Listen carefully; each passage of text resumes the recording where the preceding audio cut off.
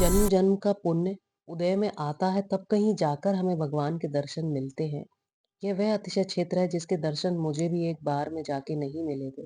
पनागर अतिशय क्षेत्र, जो जबलपुर से 15 किलोमीटर की दूरी पर स्थित है। इस मंदिर में पार्श्वनाथ भगवान की ऐसी प्रतिमा विराजमान है जो आगे बढ़ जाती थी, और यहाँ आने का इतिहास उसका बहुत ही रोचक है, इसलिए वीडियो को लास्ट तक जरूर देखें। पहले हम मूलनायक भगवान शांतिनाथ के दर्शन करेंगे और इनके इतिहास के बारे में जानेंगे। शांतिनाथ भगवान यहाँ से 3 किलोमीटर दूर खुदाई से प्राप्त हुए थे। एक भक्त को सपना दिया था इन्होंने। यह प्रतिमा 10th सेंचुरी की है। भक्त को जब सपना आया तो वह सपने में बताई जगह पर पहुंचकर उसने खुदाई प्रारंभ कर दी।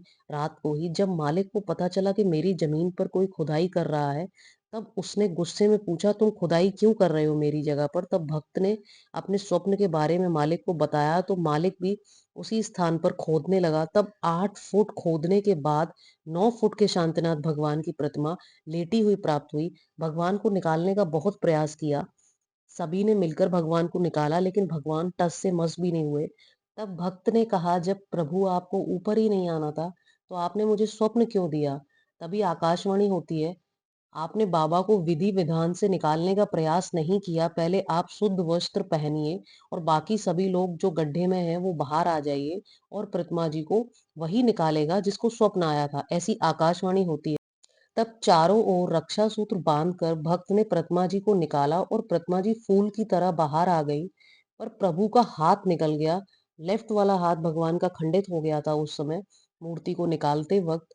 तब सब लोग घबरा गए और लोग बोलने लगे कि अब तो प्रतिमा खंडित हो गई, अब क्या करेंगे?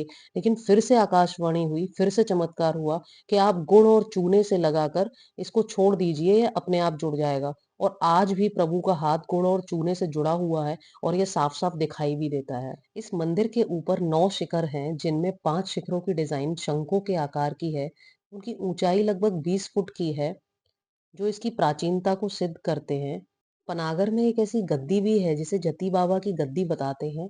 यह 500 साल पुरानी है, और ऐसी कोई टनल भी है यहाँ पे जिससे पनागर से सोनागिर जाया जा सकता था, और अभी वह सुरक्षा की दृष्टि से बंद कर दी गई है। यहाँ के पुजारी जी का कहना है, जिसको दर्शन नहीं मिलने होते हैं भगवान के, वो लोग यहाँ पहुंचकर भी दर्शन नहीं कर पाते हैं।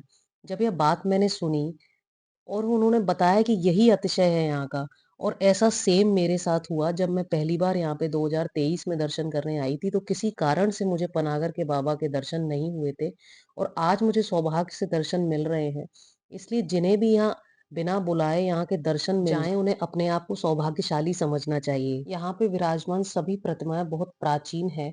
आप जब भी यहाँ पर आए तो एक क्षण भी इधर उधर ना गवाएं, और जब आप चिंतामणि पार्श्वनाथ भगवान के दर्शन करेंगे तो आपको साक्षात लगेगा कि साक्षात प्रभु विराजमान है। यही वो भगवान है जो 220 साल पहले पार्श्वनाथ भगवान की प्रतिमा बनकर तैयार हो गई थी। यह प्रतिमा पनागर की समाज ने नहीं बनवाई है, लेकिन गांव के लोग बाबा को जब लेने पहुंचे थे ढोल ताशे बजाकर, तब बैलगाड़ी पर बाबा को विराजमान किया गया था, और आकाशवाणी हुई थी देवों के द्वारा कि कोई भी मुड़कर नहीं देखेगा। और सभी लोग बाबा के आगे आगे चलने लगे। थोड़ी दूरी रह गई थी पनागर में, तो लोगों ने आपस में बातचीत करना शुरू कर दी कि हम सब कितने पुण्यशाली हैं कि भगवान के दर्शन के साथ साथ आज हमें देवों के भी दर्शन प्राप्त हो रहे हैं। उन लोगों ने उसी समय पीछे मुड़कर देख लिया, बस तभी से बाबा यहीं विराजमान है। और उस समय यहाँ पे परिक्रमा नहीं थी। फिर अतिशय यह हुआ यहाँ पे कि पार्श्वनाथ भगवान की प्रतिमा जी अपने आप आगे खिसक गई। लोगों को समझ में नहीं ऐसा आया क्यों हो रहा है। तब समाज ने यहाँ पे प्रभु की परिक्रमा का निर्माण कराया। जब से यह परिक्रमा है तब से प्रभु की प्रतिमा स्थिर है। और देखने योग्य बात यह है कि शांतिनाथ भगवान की प्रतिमा और पार्श्वनाथ भगवान की प्रतिमा एक ही लाइन में विराजमान है, बस उनका जो मुख की डायरेक्शन है वो अलग अलग है। आपने वीडियो लास्ट तक देखा उसके लिए बहुत बहुत धन्यवाद। ऐसी ही धर्म यात्रा करने के लिए चैनल को सब्सक्राइब जरूर कर दें और वीडियो को शेयर जरूर करें। जय जिनेन्द्र।